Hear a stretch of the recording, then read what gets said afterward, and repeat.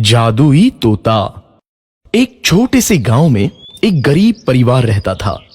उस परिवार में रामू और उसकी बीवी सीता उसके बेटे चिंटू के साथ रहते थे। उसी गांव में एक तोता भी रहता था। उसका नाम था रघु। वो किस्मत का धनी था। जहां भी जाता वहां किसी भी चीज की कमी नहीं पड़ती थी। एक दिन रघु उड़ते उड़ते उस गरीब परिवार के घर गया। रघु सोचता है, अरे वाह, लगता है यहाँ आज बहुत अच्छा खाना मिलेगा। मैं पेट भर के खाऊंगा। वो एक कटोरी में रखे अमरूद देखता है। अरे वाह, अमरूद, मुझे तो ये बहुत पसंद है। मैं तो इसे पेट भर के खाऊंगा। रघु तोता अमरूद खाने ही लगता है।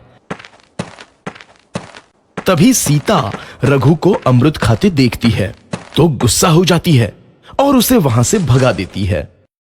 भाग यहाँ से, न जाने कहां से आ जाते हैं। मैं तो परेशान हो गई हूं इनसे।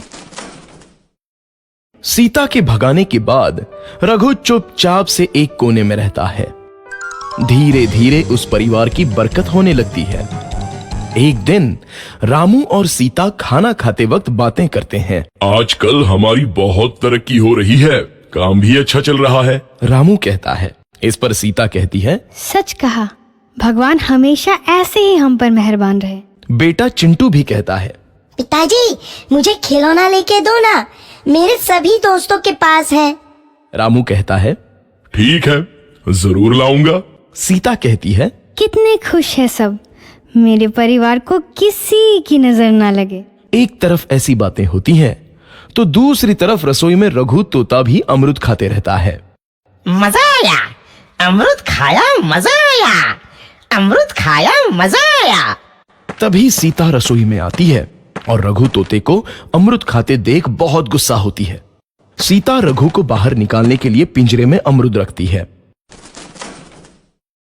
रघु जब अमरूद खाने लगता है तो पिंजरे का दरवाजा बंद हो जाता है और वो उसमें फंस जाता है। मुझे बाहर निकालो, मैं यहाँ फंस गया हूँ, मुझे बचाओ। अगले दिन सीता पिंजरा उठाकर बाहर दूर उस रघु को छोड़ देती है। रघु के जाते ही उनके घर आई बरकत धीरे धीरे कम हो जाती है। उन्हें बहुत घाटा होता है। सीता कहती है, ये क्या हो रहा है, अचानक इतना कैसे बदल गया? अभी तक तो सब कुछ अच्छा चल रहा था। रामू कहता है, लगता है भगवान हम पर रूठ गए हैं। चिंटू भी कहता है, लगता है अब मुझे खिलौने भी नहीं मिलेंगे। और वो रोने लगता है और बाहर चला जाता है। कुछ दिन बाद रघु तोता फिर से उस घर में आता है। वापस आया, मैं वापस आया, अब मैं जमकर अमरूद खाऊंगा। रघु सीधा रसोई घर में चला जाता है और अमरूद खाने लगता है। कुछ देर बाद सीता रसोई में आती है और रघु को देख कहती है, एक तो घर में पहले से इतनी दिक्कत चल रही है और ऊपर से ये तोता मुझे और परेशान कर रहा है। सीता रघु को वहां से भगा देती है। रघु उड़कर किसी कोने में छुप जाता है। कुछ दिन बाद धीरे धीरे उस घर की बरकत वापस आने लगती है। काम भी अच्छे से चलने लगता है। एक रात जब रघु तोता अमरूद खाने जाता है तो पिंजरे में फंस जाता है। ये लोग आखिर चाहते क्या हैं? एक तोते को शांति से अमरूद खाने क्यों नहीं देते? मैं कौन सा चोरी कर रहा हूँ? बस अमरूद ही तो खा रहा हूँ। तभी रामू वहां आता है और पिंजरे में रघु तोते को देख उसे बाहर छोड़ देता है। ये तोता भी कितना जिद्दी है, बार बार वापस आ जाता है। जैसे ही रामू रघु को छोड़ देता है, अगले दिन से फिर से उनके घर की बरकत जाने लगती है। काम में घाटा होता है।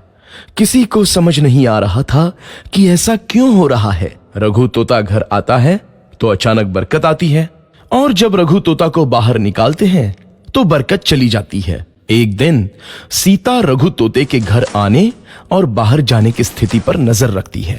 ये तोता जब भी घर आता है तो घर में बरकत आती है और जैसे ही ये घर से बाहर जाता है तो उसी के साथ बरकत भी चली जाती है। कहीं ये जादुई तोता तो नहीं है? अगली बार जब ये तोता घर आएगा तो मैं इसे कहीं नहीं जाने दूंगी। सीता रघु का बहुत इंतजार करती है, लेकिन रघु तोता दोबारा उस घर में कभी नहीं आता।